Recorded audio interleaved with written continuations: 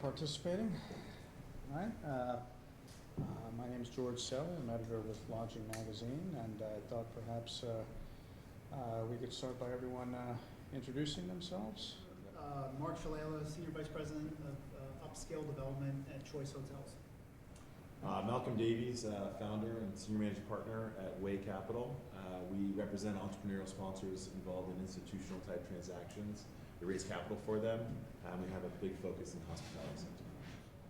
Mark Crisci, Principal and Chief Investment Officer of Azul Hospitality Group. We're a third-party management platform based in San Diego, California. And excited to be here. Harry Wheeler, Principal and owner of Group 1 Partners, located in Boston, Mass. We provide architecture, interior design, and procurement services for the hospitality industry around the country.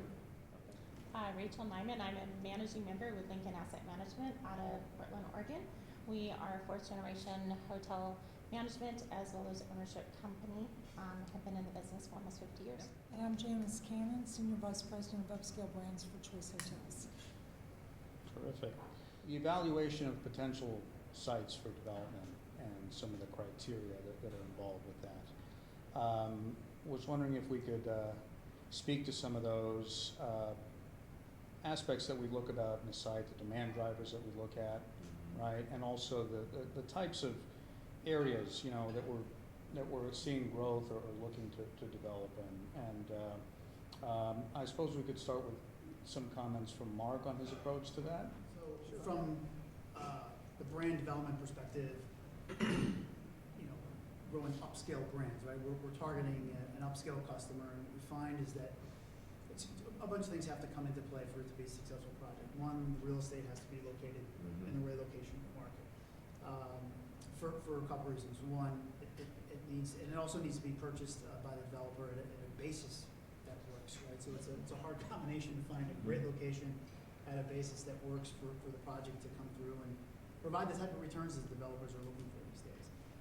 On the flip side, the success of that hotel heavily relies on the location because where guests want to be when they stay. They want to be a lot of times walkable to amenities, restaurants, bars, shopping, things like that. Mm-hmm. So right now, with today's guests looking for more of a local experiential stay, they want to have some of those local amenities surrounding them. So the closer we can locate our hotels to that type of location, the more success we think we'll have for the performance of the brand. Speaking from the upscale perspective, right?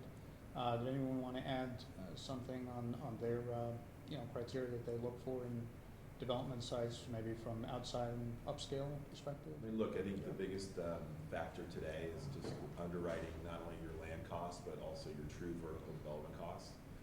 Reality is that we've seen such a significant escalation in costs with the hyperinflation that's going on around the country that does not just relate it to our industry. So the question really is, does that deal pencil? What is the yield on cost that capital is looking to generate? And then does the cap rate, is there a big enough spread between that yield on cost and cap rate to make it feasible in today's environment? And I think that it goes back to, it has to be within those really well located drivers from business, group travel, also transient, leisure. It has to have it all to have it work today. Right. And more challenging these days with the higher costs? Look, everything is feeling pressure. In all reality, you're seeing financial costs, financing costs, and going up. You're seeing hard costs going up. But the benefit that we're seeing also is that investment sale activity has been actually quite positive. And so you're seeing forward thoughts about those sales, that sale activity. And so we're seeing things that aren't looking at trailing 12s. Rather, they're looking at forward projections and valuing the assets that way. And we see that as a benefit. I'll come at it at a little bit of a different angle, but I think it'll come back a little bit onto what Malcolm was saying. It's interesting because COVID changed so many things in our business. It changed how we define certain segments of travel, what certain segments of travel are going to look like going forward. But I also think the other thing it did was pre-COVID, if you had a new development that was marginal, you could probably still get it done. Sure. Right? COVID, now the projects that are getting done have been holes poked in them Yeah. every way from Sunday. Real. Real, Yeah. yeah. Yeah. Yeah, so they work. Exactly, and so I think that if there's a positive side of COVID, for lack of a better term, as strange as that sounds, I do think that the projects that are actually getting in the ground now have much better long-term success potential, assuming that we continue to, normalize, accelerate out of COVID and, take a step back there. And so even as difficult as they are to finance, cost of capital, everything's going up, long term, I think that there's a very good majority of them that are going to be very healthy projects. Kind of adding to all that, one thing that we're seeing from a design standpoint from our diverse clientele is that we've always been focusing on the primary markets, right, what everybody has. The secondary markets, the drive-to destinations right now for us as kind of a focus of where our business is going, we're spending a lot of time on those types of development projects. 50, 60, 70 room motels that we would normally drive by that have excess land for parking.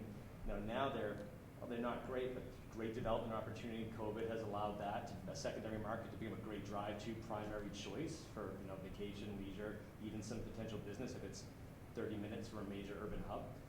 So we're seeing a lot of that. It's great for the soft branded because then they can tie to a soft brand. This once former motel of something is now, you can put 60,000 a key into it and still not even be close to a new build price, and there's developable land attached to it. It's great, and these sellers are more motivated because sometimes their families or they're not as, honestly, sophisticated, but they're not as experienced about larger development. So we're seeing a lot more of that trading. It opens up great design, great soft branded opportunities, and these soft secondary markets are becoming big focuses for us. So some real great opportunities there in those secondary and tertiary markets, did you say? Or Yeah, starting for the tertiary, but really that secondary, again, we're from the Northeast, so seeing things in, which I wouldn't consider Charlotte a secondary market, but some of those smaller hotels that are in that kind of 20 minutes outside of, Charleston market, we're doing work there, things down the Cape, things just outside of Portland, Maine. It's just, those are kind of primary, secondary markets, and just the periphery is just exploding right now with opportunities. So. I think the common denominator, again, I think the pandemic has made exterior corridor hotels in some ways in vogue again. Yeah. And we're seeing that in the warm weather. But I also think the common denominator is what we've seen anyway, is that if you're going to execute on a project like that, it's typically in the markets that have great elasticity. Right. So you can build a lifestyle aspect to it. And again, this goes along with the soft branding. You can do something, create a little bit of an F&B experience, not complicated, but something where somebody's going to pay $200, $250 a night for it. It's harder to do that in the economy segment. And to Mark's point earlier, you can create a great experience for 70 rooms. It's hard to do that for 400 rooms. Right. You can do something really fun, curated, do 50 different types of suites and really brand them to the neighborhood and do these unique opportunities that people will pay for, and it gets some buzz, drives the rate up another $150 a night. So you ultimately end up with a better guest experience. 100%. With the smaller It's all about properties. the experience. Yeah. It's all about the experience. So they're And used the cost to deliver these at 50, 70 keys, over 500 keys, it's achievable, and they don't maybe get every hole poked in it as much because it's a low cost with a great opportunity and a good story. Yeah, I think the soft brand approach here, getting reservation systems for those types of hotels really helps move off of the exterior loaded corridor, which I do agree, pre-COVID was a massive issue when it came to capitalizing those types of opportunities. But today, kind of soft brand approach to those assets really it's really remarkable to see. Create something fun. Mark said something, and Harry too, that I just kind of wanted to build on as well. It really ties back to RevPAR, because a lot of people, when you think about secondary and tertiary markets, you think about those being low RevPAR markets, and that's simply not the case anymore, because as people have changed their travel behavior and what it is that they're looking for, it's not always going to be, I'm going to the city center or the city destination, and those are the only ones that are going to be able to achieve the high rates or the resort location. It's, I want something off the beaten path, and I'm willing to pay for that experience. And so I think that's why these things now can be funded and developed. It's partly because travelers are more exploratory these days and going to. They are. I think that we've seen in the industry, nationwide, coming out of the pandemic, the traveler wants to be able to, they want that drivability. They don't want to have to fly. There was so many constraints on travel in essence, and there still is in our, we have a lot of issues, as we all know, with airline travel. They want to be able to drive, and they want an experience. Mhm. And it doesn't matter what we're seeing, what generation they belong to, they're all wanting an experience. When we were looking at it pre-pandemic, there was a niche market that wanted the experience. And now what we're seeing is it doesn't matter. Right. They want something special. And so we're seeing with our company that high barrier to entry leisure market, secondary market, even tertiary, is doing amazing Yeah. with RevPAR. Yeah. And with financing, what we're finding is that if we can show our finance, our banks, our lenders that we've done well and it continues to grow, it is not a problem to get 100%. financing at all. 100%. We are growing current assets. We are creating more assets in that same market because we're able to show that this experience, this market is doing well. So Right. as long as you have, that reputation and you've invested in your own properties or your own assets, it's not really that horrible of a challenge to get capital. Yeah, I mean, look, the financing market for the drive-to destinations has truly been remarkable, right? It's been much easier than it was in the past. Yeah. And it's not just, I think there's a couple things that are at play. People are going on those stays longer than they were previously. They So, are. and pre-COVID, you go out there on a Friday and get out of it Sunday. And now it's like, I'll get there Thursday, I'll leave on Tuesday, right? You kind of make that weekend a little bit But longer. they come from home now Exactly. too. That's There's the a lot point, of that right? work, virtual office Yeah. that they can, and so, part of being a part of those soft brands, instead of just a solo independent, Yeah. is you can rely on your revenue management Yeah. and those types of things that help to prolong that length of stay. Right. And so from an ops standpoint, that's great on your teams.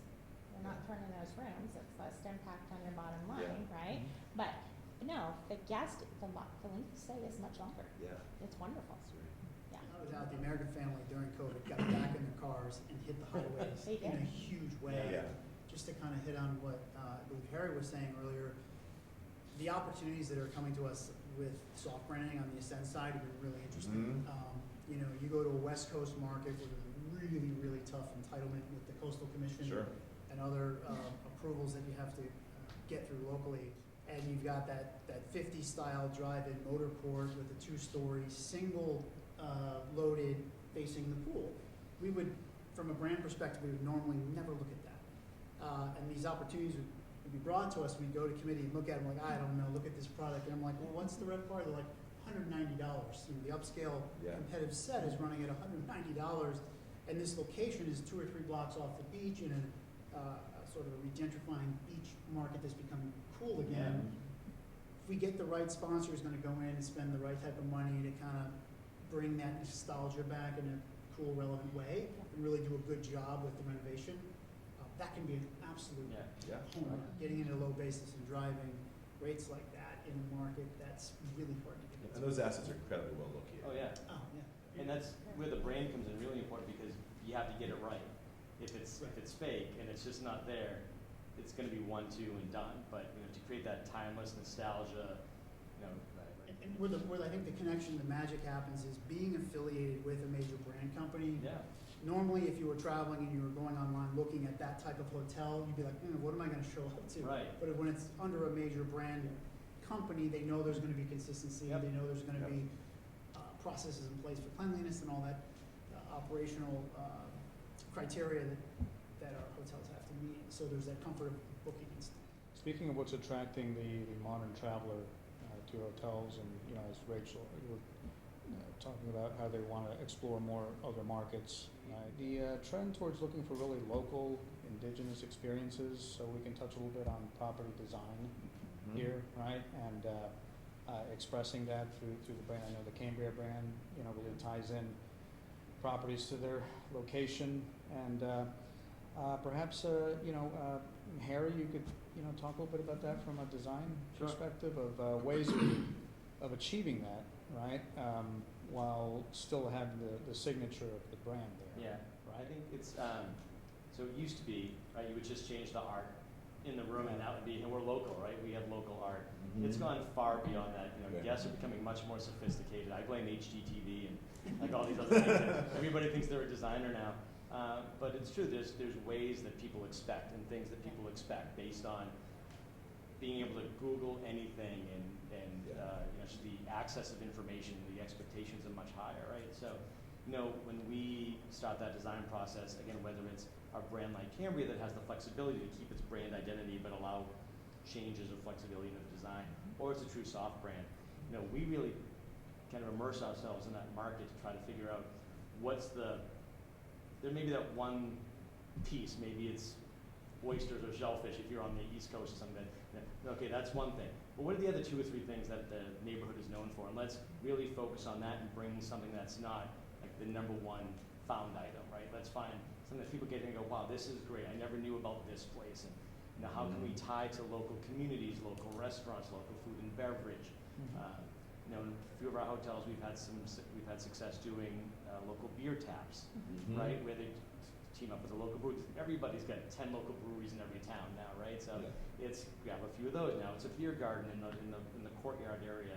So it's really just kind of branding and having the owner, developer, designer, and brand on board with, you know, expanding the relationships, expanding the opportunities, and just grounding yourselves in the design. That makes it timeless, it makes it nostalgic, it makes it consistent, and it makes it on point with the neighborhood. You know when you're in Boston, Charleston, you know, Miami, or wherever you want to be, you feel like you've been there. Even if you haven't left the hotel, you feel like you've experienced There needs to be a little bit of a curated experience and something that the guest learns, I think, right? Yeah.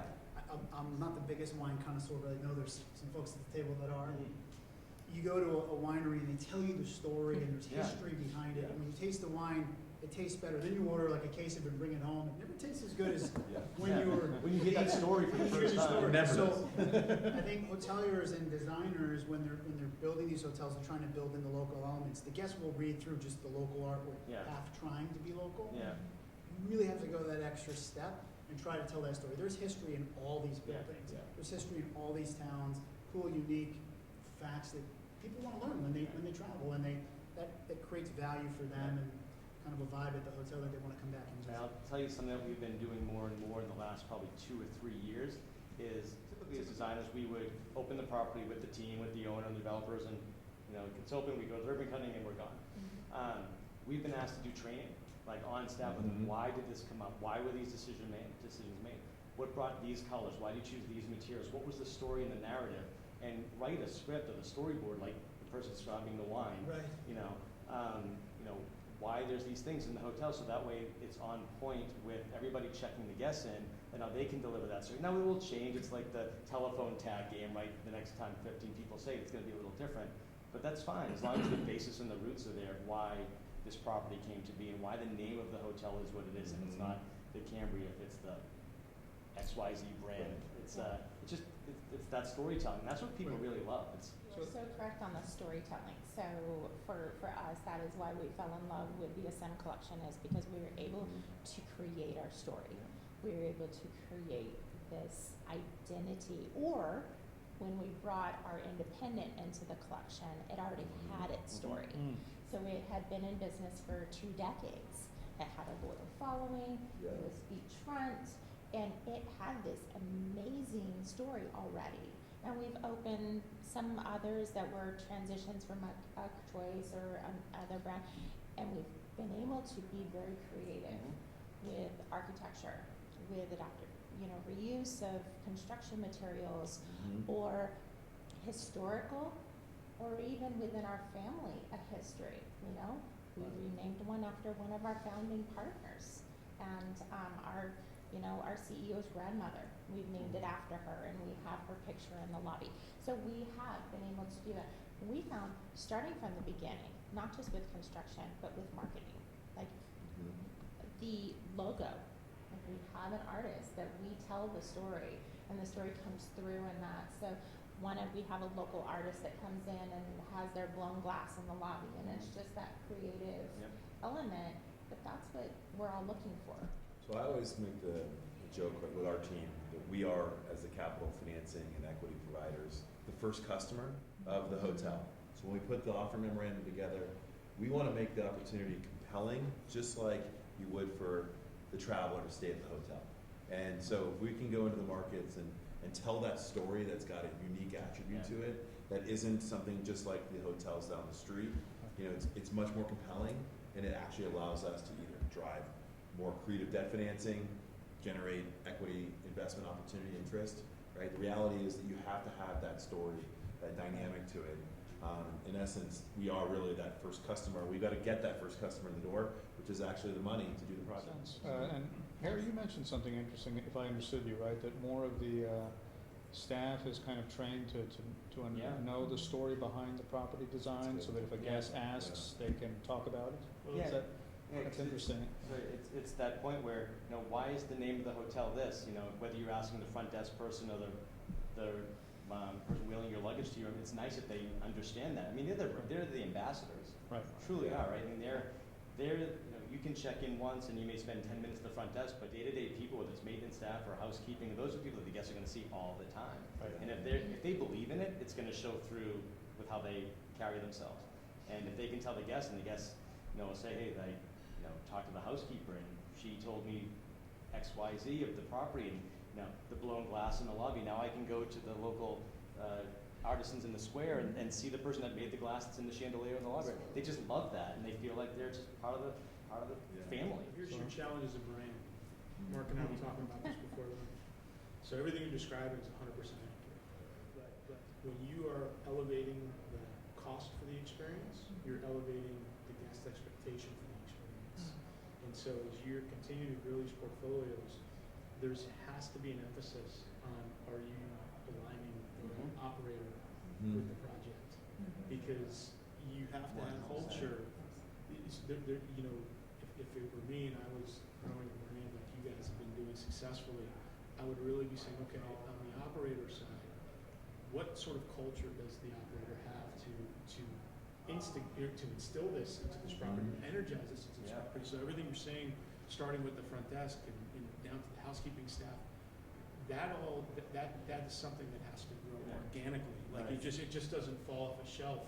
And so now you factor in that you're dealing with hotels that are running $200 RevPARs, and what that, you know, what might be the level of expectation. So as you continue to grow, which I think you've done a really good job with, by the way, and we've had, you know, we have Napa and Snow and soon to be Austin, so we've been given the flexibility from an operating standpoint to do something different, because that's what those markets dictate. But it's so important as you continue to grow and expand your brand. Hospitality. Yes.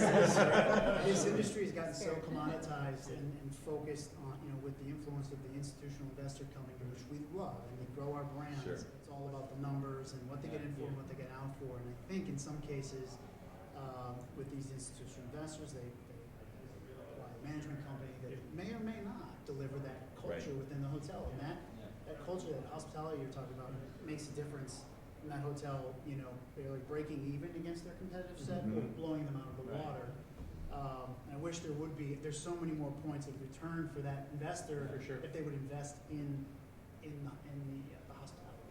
Those conversations aren't easy. No. It's not an easy conversation to have as a brand, you know, and so, but I think they have to be had to continue the overall success of the brands. That's why you need to have your, really define what are the differentiators for your brand and be purist about that. Yeah. So like Cambria has 3 brand hallmarks. So we're purist about that, but how they get delivered in Austin, Texas is very different than how it gets delivered in Napa. Sure. But if I'm a guest and I'm coming across the threshold, I know that I'm with a brand and that they are brothers and sisters. They're not identical twins. You know what I mean? Because we don't want them to be cookie cutter by any means, but exactly what you were saying. I mean, that's, you know, like Austin downtown, you're probably going to have jeans on the front desk versus, you know, pants, or, you know, slacks or something or like even that. goes to, you know, Napa's a wine, or a wine, or, you know, wine infused, whereas you're going to go to Austin and, you know, we're doing a great rooftop bar, there's going to be a music scene, and it's going to be, you know, craft beers and bourbons, and, you know, the end result is going to be a great experience, but like you said, it's going to be completely different, you know. It may be the same customer, too, Yeah. just It is the experiencing same something customer, different. and so as long as you can deliver those three things, those three brand hallmarks that they look for, and one of them is, you mentioned it earlier, Harry, you did about craft beer. You know, we have 5 craft beers on tap as, as a brand hallmark, Mhm. our forward concept at all of our hotels as well. Because that's that local, hyper, micro, Yeah. local element that people are looking for as well. That's one more thing upon what Mark said, and this is, we've had some difficult conversations, and it's been great to have the brands, you know, be there with us and support us in this. You know, we've had clients that have had great select serve or full service properties in the market that are, their GSA scores are through the roof, their RevPAR is great, but then they'll see somebody else soft brand their hotel and say, well, I want to do that too, and I'm going to get that extra $100 a break. But they don't have the same mindset of how to deliver it, Yeah, exactly. right? So it's, well, we need to do a brand deck. You need to hire a branding agency for X $100,000 to name this and give you a logo and write your personality and write your story.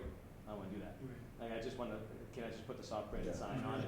Like, Yeah. no, like, it's hard, and it's a much different animal. You're not given the kit of parts to deliver, you're creating the kit of parts, delivering on the hallmarks, but it's up to the design, when I say design, I mean owner, operator, lender even, everybody. Oh, yeah. And everybody forgets, a soft brand's an independent hotel. Mhm. Yeah. It is. All you're doing is using the engine to support your story. Mhm. Right. So we actually, we love soft brands and we hate soft brands. We love the results, but I mean, The process is tough. The process is tough. And there's it's a lot of work to put them into it. And so, again, it just goes back to having, you know, ownership groups that understand that investment up front, management groups that can execute on it, brands that allow, that are partners in that process. And that's the key. And again, kudos to you guys. You guys have been very good in that process. I think on the local design narrative too, one other thing I would share on that is don't do the obvious. Right. You know, so like Austin downtown, Mhm. you know, which is one of your projects, one of your properties as well. Everybody knows Austin is music, Mhm. so don't do music. I mean, you're gonna have music in the hotel, and Right. you're gonna feature music at the rooftop and all, but don't have music notes and music Yeah. hanging from the Yeah. ceiling, Music guitars. and, that's- but too much. Exactly, like it's too much, because if I've come to Austin to see that, Yeah. not necessarily, you know, so what is that story? And so Right. your property is built on the river, Right. you know, the importance of the river that Mhm. runs through the heart of Austin. Yeah.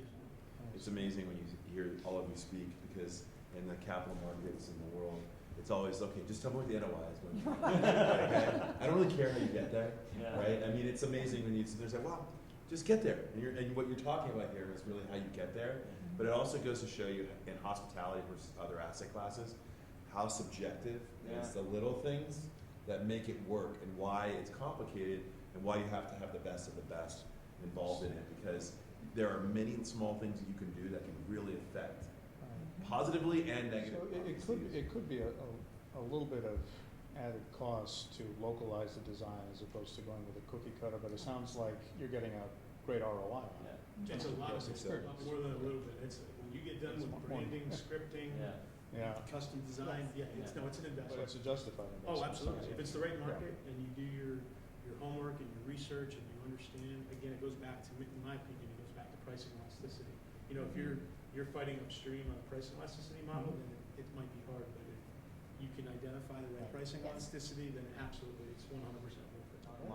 On the capital markets that you talked about, are you finding that story is much more important now for you than it Oh, was I- before? every- I was gonna say, yeah. when you're in front of your Oh, committee yeah. pitching a deal, does all that mumbo jumbo matter, or are they just saying? It matters, because I make sure I let them know it matters, right? But the reality of it is, to be successful in capitalizing, particularly soft brands or new things that have never been done before, it is incredibly important that you can tell the story between, we always say there's 3 legs of a stool. There's a real estate, the market, and then there's a sponsorship behind it. Now, the sponsorship in hospitality is frankly everybody who's involved, right? But the real estate and the market it's in, you know, is another part of the story, and the leg that you have to lean on a bit.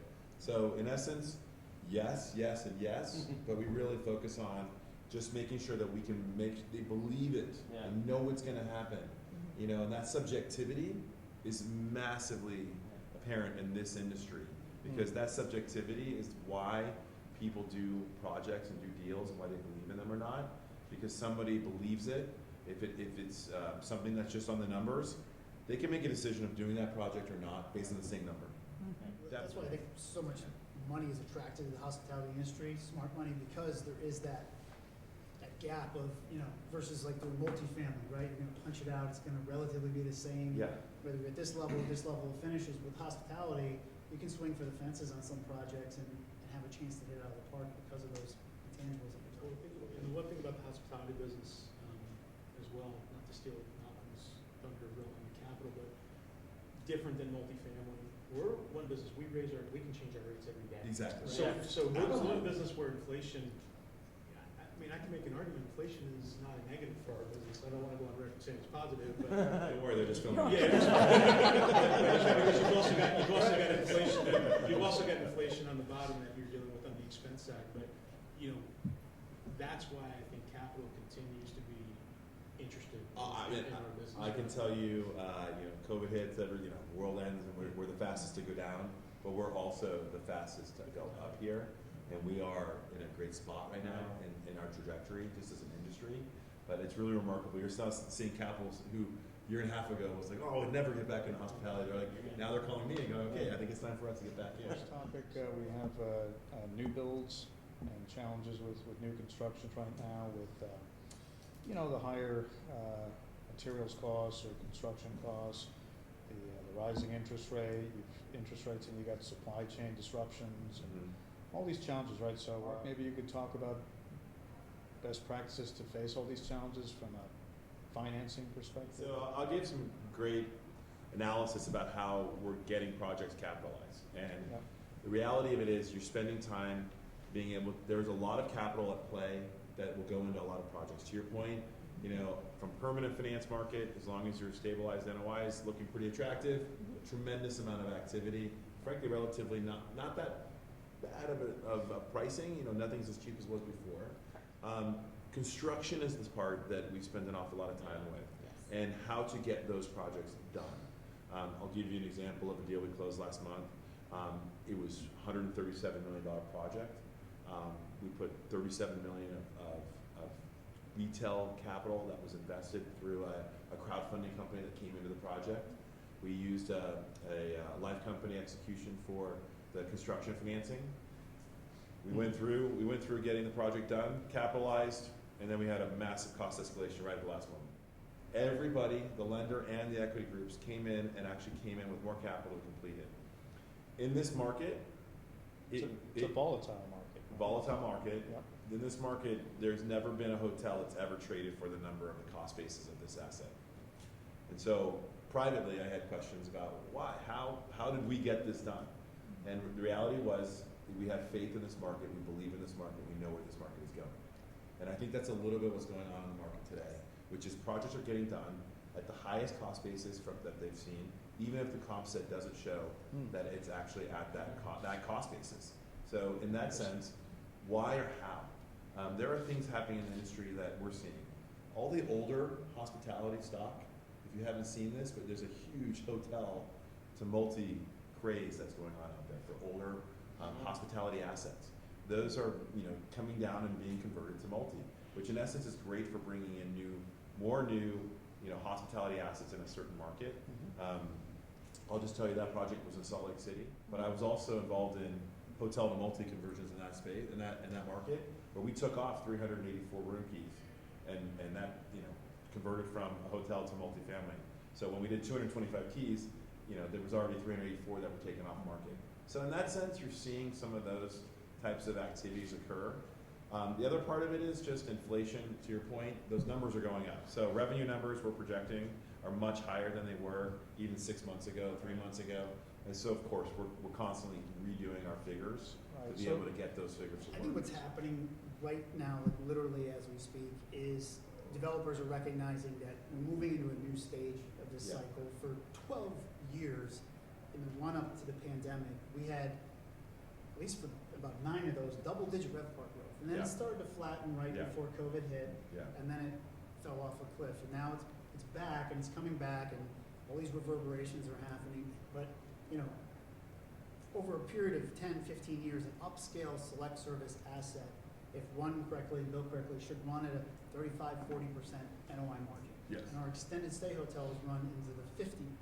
So the margins are still really, really healthy in this industry. I think what's happening right now is developers in the industry is going through the pain of readjusting their return expectations Yep. and saying, okay, instead of 30s, okay, maybe we have to adjust that down and tell that to our investors as well. Go back and resubscribe, reset the thresholds for their funds and how they're raising capital. There's also something that's occurring, not just in hospitality, but just in commercial real estate in general. As an alternate investment, you're seeing massive growth of capital flowing from other types of investments into commercial real estate. Yes. And hospitality is something that you can understand, and so there are avenues for folks to invest now. I always say this is the growth of the retail investor.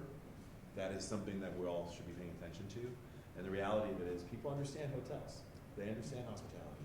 They can get feel it, they can touch it, and stay at Do it. they understand that there can be, the lenders and the financiers, they understand that there can be these sudden escalations in costs that are unpredictable? They know what they're getting into with that sometimes? I think in general, people are starting to recognize that there are things we have to manage. I would say when we do a project of construction, it is no longer allowances allowed on line items or the GMP. We really have to have a real GMP that we can say, we can really believe in and say, okay, this is the cost of what we think the project will cost at the moment that we put the shovel in the ground.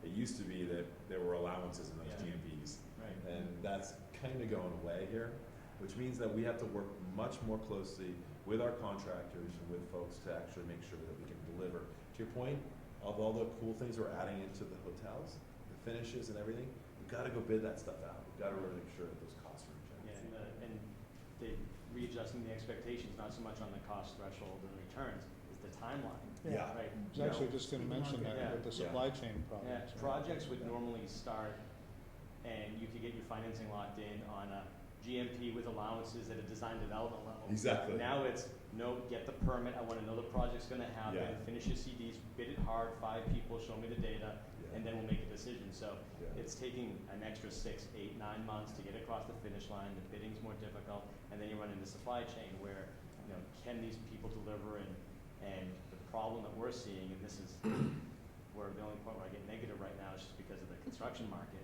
is, you spend 6 months to make a decision, let's vet this out to our board of directors, but let's go on a whole 3 months, and you come back and it's 7% more. I know. So that's the hard part, is to get the decisions made quickly, and on procurement, ordering a year in advance, not 5 months in advance, right? So you can expect you can lock in whatever price, and you can build in the delays, you can just factor in whatever's gonna happen. So it's just again, it's still business as usual. It's just readjusting everyone's expectations. And we were in such a stable development environment for so long. Money was at zero. It Yeah. was just, Yeah. and then it just got all thrown into a blender. And back Yeah. to Mark's comment, the sponsorships that are well capitalized, Yeah. experienced, and staffed up in a way are working this moving puzzle and figuring it out. Yeah. And the deals that do come to fruition are Let me add something to it too. So we have 8 hotels under construction. Okay, and so as a management platform, the way we built our portfolio is we get involved in the projects very early on, in the early stages, from laying it out, planning it, programming it. That's our preference, because we feel like the majority of the groups that we deal with are very long-term. Obviously, they'll sell when the time is right, but for the most part, they're holders. So on everything that we're doing, where, as you guys have all stated, that's changing the dynamics of a project, rather than waiting for a lender constituent or an investor or a capital partner, we're constantly updating the underwriting. Yeah. So as there's a change, there's a material change because of an increase in a commodity or an increase, we say, okay guys, this is what changed. The last time we looked at this market was 3 or 4 months ago. So run a new star, whatever the metrics you're basing it over. So with our modeling, we have a way to constantly update it. And what's interesting about COVID, if you look at the change in RevPAR from this year to last year, in some markets it can be almost unbelievable. You almost do a double take. So what you really want to do, in our opinion, and we've been, I think, very good and successful at this, is try and answer the questions before they become questions. Yeah. Right. So for somebody like yourself, Yeah. I'm saying, hey Malcolm, this is where the costs went. Here's the updated financing based on this new That's opening right. date, and this is the support for it, and this is where the market is, and this is why we think. And there still may be questions, but if you approach, a lender on an overage or a capital partner overage with that story, it just makes it such an easier decision, because the dirty secret is once somebody closes a construction loan, they have to keep funding it. It's gonna have to It be has, done. I mean, Yeah. the hotel is. Somebody's paying for that. The hotel is worth a lot more open than at Yes. 70% construction. So, Yeah. so you're trying to make that process as digestible and, build your story. So you mentioned before about, basis. Basis is an incredibly important component of the course. business. I make the argument that when we close these construction loans and you deliver the asset, or the moment you deliver the asset, you're way below replacement cost, Yeah. way below, right? And the reality is it's an environment that we're all having to deal with. So that is an argument that we do make when we say, look, the reality is it's the cost of the cost. We go back to the lender, try to get a little bit more, go back to the equity group, get a little bit more. You deliver it because the revenues, and like you said, RevPARs are just off through the roof. So we have to tell that story in real time, much faster than we ever had to do before. Absolutely.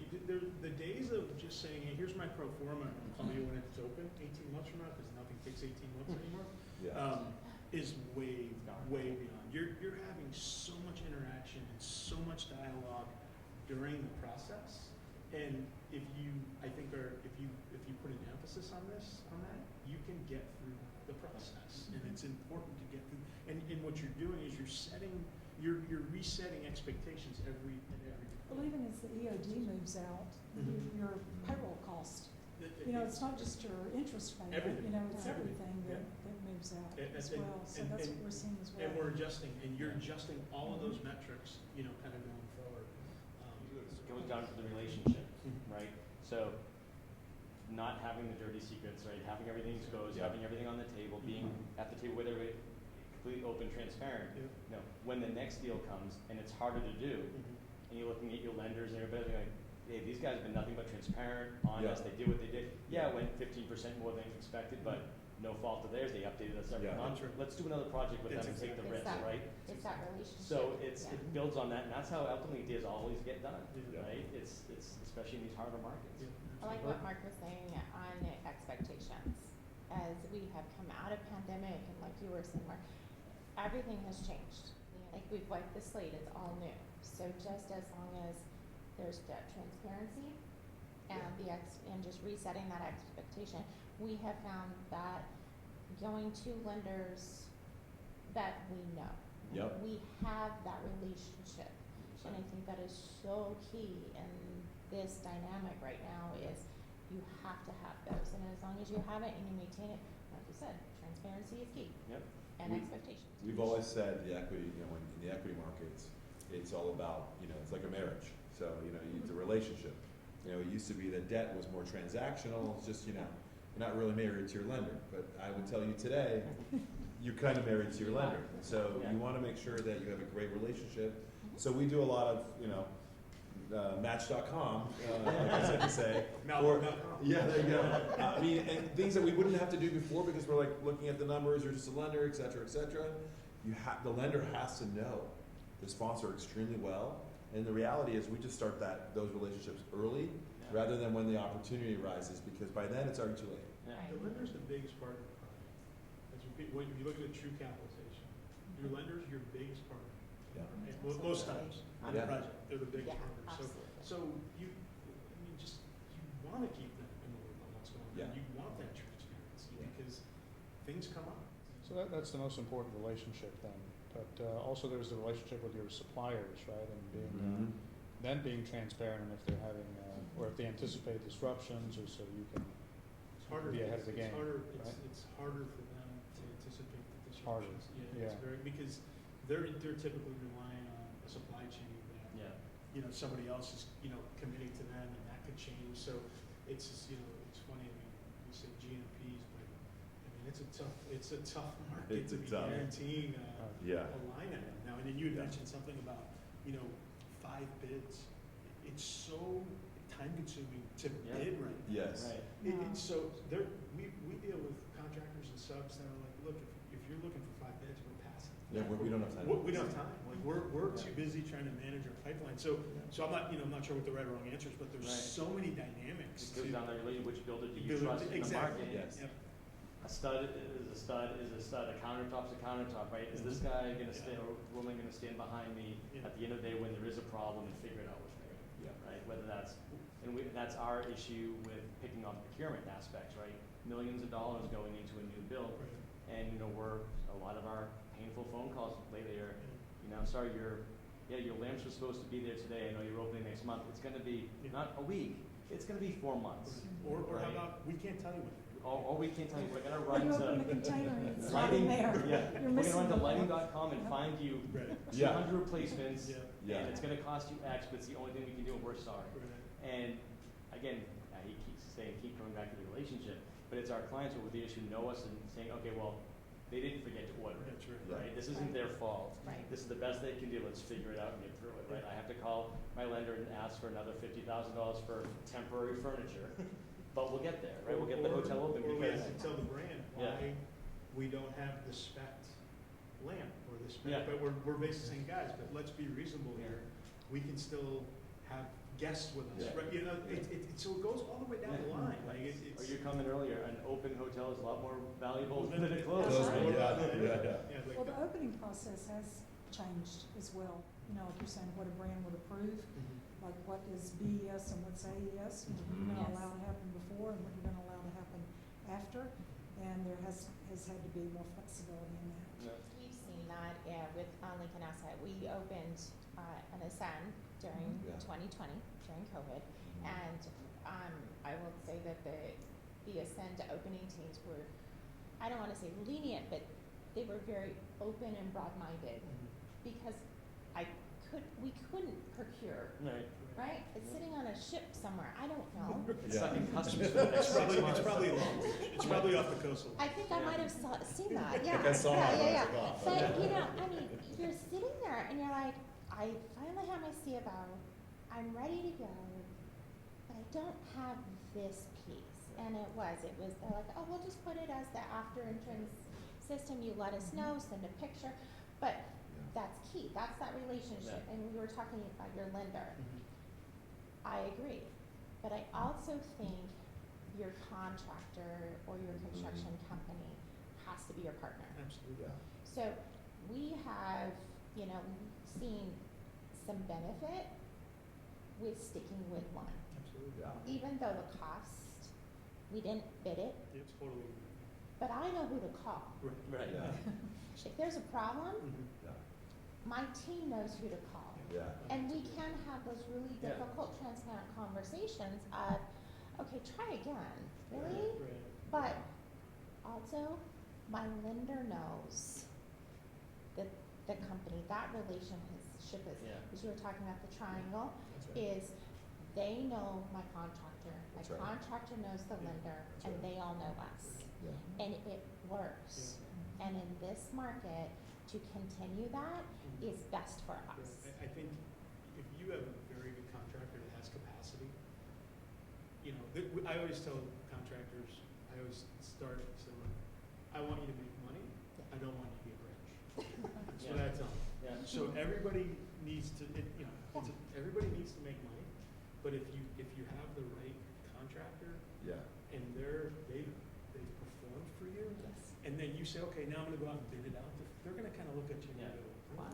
like, okay, that's kinda where we are, we've been, Yeah. you know, we've been through two, so I think you have to be really, really Yeah. careful in this market. And to your point about the contractor, and they have capacity. No one of any quality has It's capacity. No. exactly. Right? So if you have that relationship and you can say to them, hey, in 6 months, Right. we're gonna start pre-construction on a project that's gonna start in Sure. 5 more months after that. We need you on board. Do you have, and do you leave 1 or 2 points on the table because you're not bidding it out? Right. Maybe, Maybe. because if someone said, hey, I'll charge you 1.5% to ensure your whole project that's gonna be successful, Right. yes. Yeah, of Yeah. course. Right? Yeah. Or if you're 4 months late, believe me, you've burned Oh, through, burned through you've that. burned through the Burned, yeah. 1.5% difference. So, Right. So I'm not saying there is the difference, but there's sometimes from the investors, there's the potential that there may have been yeah. some money left on the table. This It's not seems like much. this is very therapeutic for you guys. Yeah, yeah. By the way, I'll throw another bomb in there, but you know, the agreements between the contractor and the owners today, they are a Painful. big negotiation and a lot of pain because the lenders and equity partners are putting a lot of pressure on those agreements and Yeah. a lot of things like liquidated damages and controlled cost overruns and all those things that nobody wants to talk about. It's very difficult. That being said, everybody's trying to work more closely aligned with each other. And look, the good news is that the customer is there, right? So we're working through what is difficult, but the good news is we've got the great customer coming in paying a great rate, spending a lot of money on our assets. Let's solve the problems. Yeah. Because that problem would be the worst one. Right. I think everyone knows in the project, you hit on earlier, that if you can open a hotel in this environment, you are already coming in. Winning, yeah. Like You're winning, massively yes. below replacement Way cost, below. right? So there's gonna be an exit almost guaranteed, Yeah. and I think that's what drives everybody. Well, that's the thing too, I think we're all, just to tie it all together, it's a very, if it's a healthy relationship, it's a very transparent environment. And so we are more transparent as an industry with our guests now than we ever used to be, Yeah. right? Like, so, so it's funny, I just dropped my daughter off at college not too long ago, and I stayed at a hotel, and this was funny to me.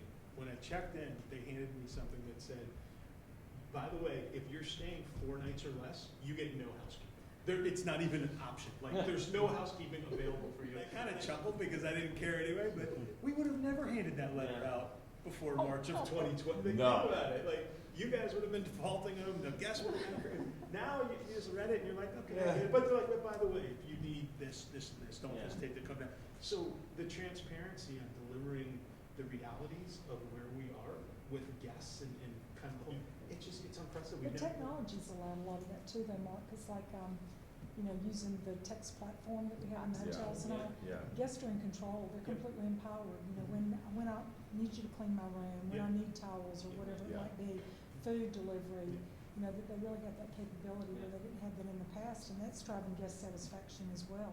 Some of our projects, we've been doing like open linen closet, right, open Mhm. storage areas, that we've been taking closed closets in existing hotels and opening them up, just so I guess you can go in and say, hey, on every floor, there's shampoo and toothbrushes and stuff, and is some of it getting abused? Probably, course, but, yeah. they can bring a couple dirty towels, drop them, but they're gonna, and they're not worried about Yeah. the housekeeping as much, right? Yeah. So it's, Yeah, well, when you offset though, the fact that labor's been challenging and everybody you knows, may not be fully staffed, so you have a little bit of slippage in an example like Yeah. that. I guarantee you, it's nowhere near what it would be, you're offset by the labor. And I think, again, I hope that the brands, I think, have been good partners Yeah. in rethinking that guest interaction as we sort of go back to normalcy. I think that there's some lessons that we all learned that I'm hoping that we keep going. Like, it's always a balance of making sure your guest feels like they're getting value for what they're paying and scores, but at the same time, there are some things that, quite frankly, were probably a little overdue for us to all kind of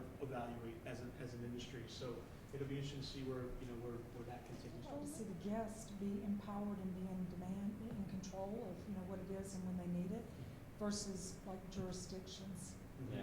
Yeah. to mandate how we're gonna operate hotels. Absolutely.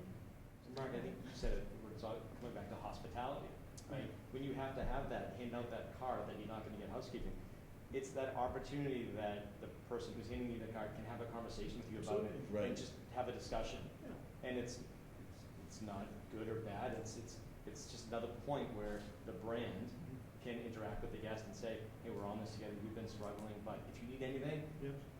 here's the, call us, we'll do whatever we can to support you. And by the right? way, great experience. Yeah. Great, everybody I interacted with, great. There's Yeah, a way to exactly. make that a win. Yeah. Like, it doesn't have to be, a negative. By the way, I mean, to your whole point of being proactive, certainly if you weren't told and you weren't going to receive housekeeping, and you're on the second day, you're like, your hands are in the air, you're going like frustrated. Put it out there. I mean, just put it out there, and you figure it out. Yeah. So that's, Topic of development and design, I did have a question for Harry about, managing these higher construction costs through value engineering, and if you wanted to give any nice examples of that, perhaps? No, there's no nice Nice ones, okay. Some not so nice ones, maybe. I How think about that? what, kind of our motto in our office is if we get to a point where we have to value engineer, we haven't done our job right with our client. We are, and it comes to the relationship with contractors and open and transparency, all these same key topic points. But we are, again, have set our schedules and our delivery methods and our review periods with budget check-ins and budget exercises. So if it's a $50 million project, we know at every phase it's going to be 49, it's going to be 52. We're having that conversation, and before we have to value engineer, we can make smarter decisions. So we can say, we've already assumed operational efficiencies for smart systems in the HVAC. So yes, we're paying $50 more room for this thermostat, but it's going to save you $10,000 a year in HVAC, right? So having those conversations, it's value engineering is, in my opinion, always a myth that it's not value engineering. It's you're getting something less and you're paying less for it. So our goal as designers and managing our expectations and our GCs is delivering that same quality level in a smarter way, right? So how do we just do that through this whole process? So you're getting what you're paid for, you're getting what you're investing, the brand is happy, and again, if the project and the market is 10% higher, we can't be 10% out of a project, so we just have to do the best we can throughout the process. Just saving the right areas, right? We're We'll be saving the able to right area, deliver- making the same recommendations. It doesn't have to be marble in the bathrooms. This porcelain tile looks the same thing. It's going to deliver the same thing. And if you're, will the brand accept wood-looking vinyl baseboard instead of wood base in the room? The guest isn't going to know. They're not going to get down and pick at it. And so the brand's having to make some decisions at their quality levels, and we're making decisions at the design levels, but we're trying to deliver the same products, in a market where everybody can afford it and it makes sense. I agree, and it's very important that early on in the project, that ownership and management and the designer have to be on the same page. There are instances 100%. where the designer wants to over-design it, and you have to be, you have to have the ability or have the relationship to have that interaction. Say, hey, to your point, I don't want to do engineered wood because engineered wood is harder to maintain. It's going to wear, and if the brand's okay with LV, just those types of examples. Some designers will dig their heels into that, and you really have to, you have to manage that process a little bit. Our thing is the vision and getting everybody what they have in their mind and what they promised everyone. Now, at the end of the day, if our client comes back and says, you know what, in the last 2 projects we've done, we've had a problem with LVT. We're going to do engineered wood or real wood. Right. Okay, well that's going to cost you, an extra $150,000. Fine, I'll talk to our capital investors and we'll make sure we can fund it. Right? And we just make that decision. Right? And let's save on wall vinyl. Let's go to paint. Great, brands usually on board with it. It's great in southern markets where there's mold and things like that walls can breathe. It's just trying to make smarter decisions throughout the whole process. I think also what leads in before Harry and his crew even gets involved is the brand's responsibility to put out a prototype that's scalable, that's going to meet the guests where they are today, and still deliver that expectation. One of the things we did, made a conscious decision to do during the pandemic was, with all this energy and travel to these secondary and leisure markets, we knew that the prototype that we were building in the primary urban markets, if we were trying to replicate that in a secondary market where the RevPAR is technically generally lower, probably wasn't going to work out as well for the developer from a return perspective. So we went and totally retooled the prototype, took 25,000 square feet out of the building, really took a hard look at how we were developing, how we were delivering food and beverage, and how important that was to the guest. There was a little bit, at the end of every cycle, if you go back in time, there's always like this arms race for amenities that brands build on, and there's always RevPAR there to support it, and people keep up with it. But when that fell off the table, you really have to take a hard look at what you're making your owners provide the guests, and is that profitable for them? At the same time, choice, we don't take a fee on food and beverage, so like, why are we adding all this cost to our owner? How important is it? So we really dialed back our food and beverage offering, but still put out a very nice bar forward, upscale food and beverage offering to that guest, but at a much more economical cost. And what you dial back on gives you more funds to make an impact where you feel you need to make it for the guest experience. It's about right sizing, is how I would describe it. It's not about we are or we aren't, but building the right hotel in the right location. So on that note, so you've got sort of a minimum standard threshold, but then if you go into an Austin, you go into, a Denver, and you want to do something that elevates that F&B experience, Absolutely. that should be a good thing, not a bad thing. The brand shouldn't fight you on that. If the rate, the market, and the location is there to support it, we're totally behind. And the days of the customer, the concern about the customer saying, well, I stayed at this hotel and they didn't have it, so I'm going to get confused. It just doesn't matter. I mean, customers are looking for experience, so I think that's smart to look at it like that, because you do want to elevate it. Right, before you guys start arguing about finishes, we've just taken 25,000 square feet out of the building. That should give you some flexibility to still, finish out a hotel at a high The level. soft brands and the renovations is where those conversations a more Right. outside the brand because, well, renovations, no, because I think adjusting expectations of what you require in a 7-year or 14-year and how much effort goes into it and exterior renovations, that's when it gets really tough. I laugh at 7-year and 14-year. It makes me, I just look at it and I go, if you could tell me what this hotel's gonna look like, this market's gonna be in 7 years, Right. I would love to borrow that crystal ball Yeah. for a day. Yeah. Well, we know, the point's know. Let's go back full circle around when you're talking about, the designer and the cost and the branding and the like. And one of the things that I know that Choice does so well is being able to have the employees themselves have a positive disposition. Being able to be, those are things that are free, right? Right. The reality is, when you have small talk, the discussion of, someone's checking in, you're talking about what was the naming reason for the Yeah. hotel, that's free.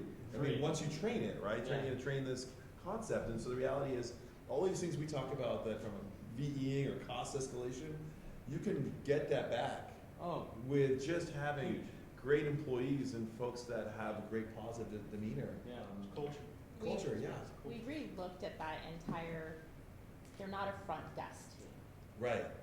Their first impression team. Yeah. They are concierge. Yeah. Yes. They are guest service agents. Yes. They might check you in, might make a reservation on the phone, but they are the ones that know the area. Yeah. They know the cool happening that is not in the paper, that might be down the street at a new local restaurant. Yeah. And there's this local band, or there's an artesian fair down the street, or there's a car show today, or something. They are that one that they are that front line of making that experience.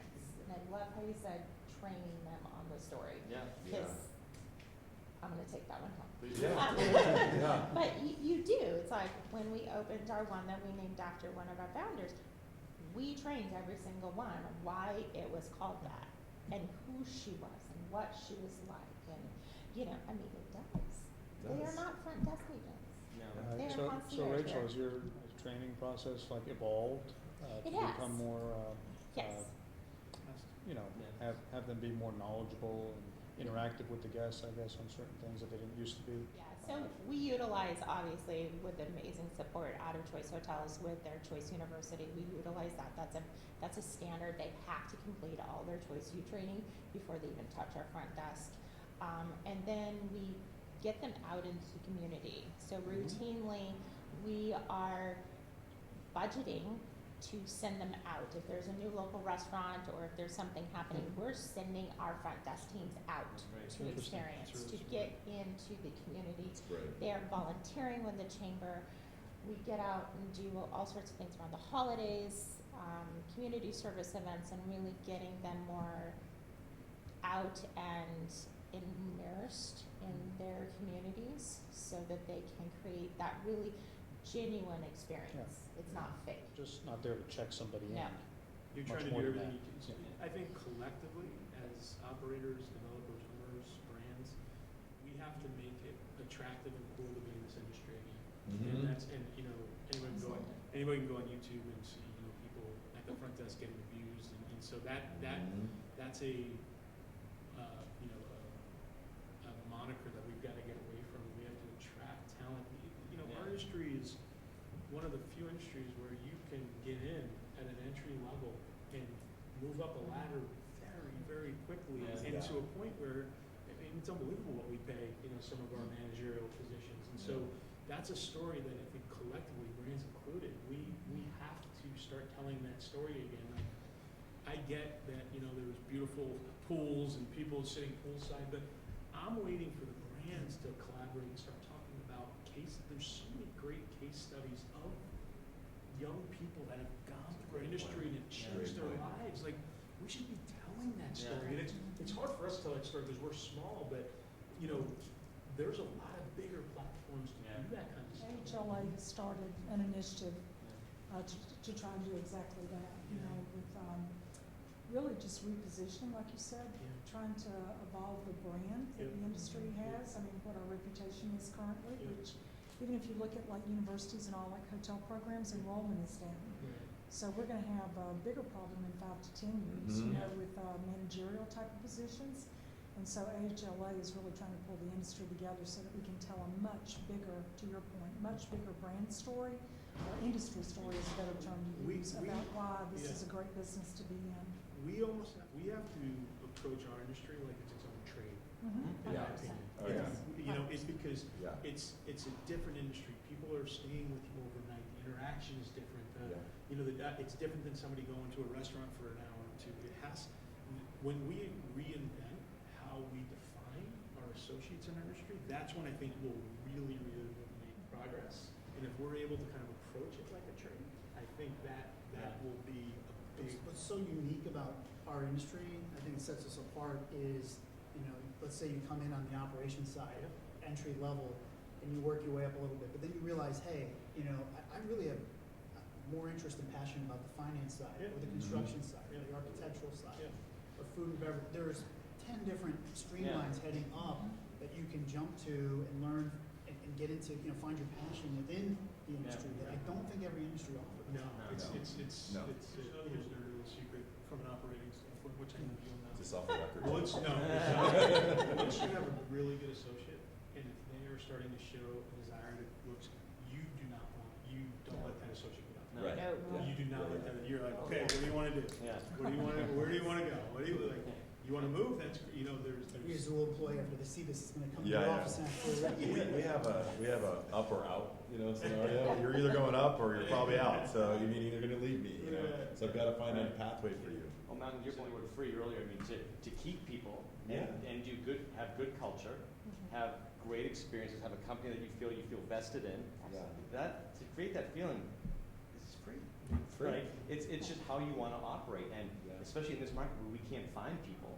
Yeah. You know, we don't want to lose people, and if there's always going to be bad eggs, so how can we manage that process and turn that around and create a great place that people want to work in? Don't want to leave because they can make $1 more an hour somewhere else, but they feel part of the community. And I get to go to these restaurants. In my company, every time there's a new restaurant, they send it to me. Like, they send me there, like, that's great. One more thing Oh, on that, yes, reward and yes. recognition's a big part of that, and Yeah. Rachel's not telling their full story yet, but like at convention this year, Lincoln Properties brought line staff even to conventions, so not just general managers and directors of sales, but they brought line staff that were their up and comers, like you said.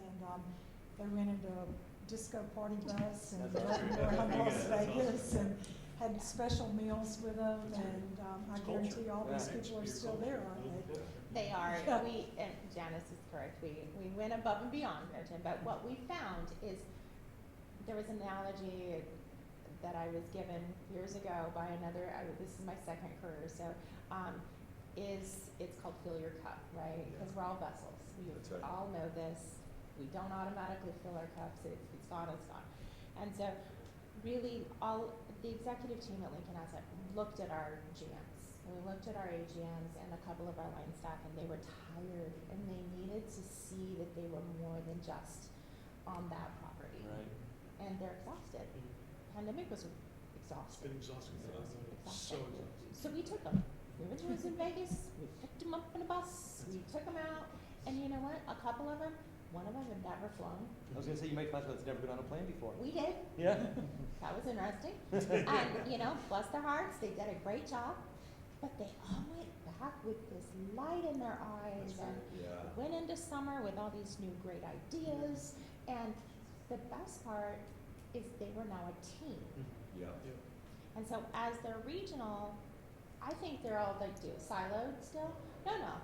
They're texting each other, they're Yeah, calling that's each good. other, they're getting ideas, they're looking for new experiences, cost savings, and it has just been so filling for them. And I think that that's what we do as an organization, and that's what we do as hospitality, is we want to make sure if my leaders feel that we care and we fill their cups and we engage with them, they're going to engage with their teams, and that's our medallion scores are higher for summer. I've never seen these scores as high as they are with our busier season because the teams were happy. It's going to help differentiate you as an employer, right? And helps with retention and traction as they tell their friends in the field about what you do, right? And perfect. Well, so kind of a spontaneous topic for us there. You know, how to build and establish a great team. Okay, well then, I thank everybody for their insights on this, and, Great job covering this, topic one. trying to guide things along, yeah, and, you know, we had aimed for this to be a, lively, intimate discussion. I think that's exactly what it was, so, thank you. Well, thank you, George. so much. All right. Thank you, Mark.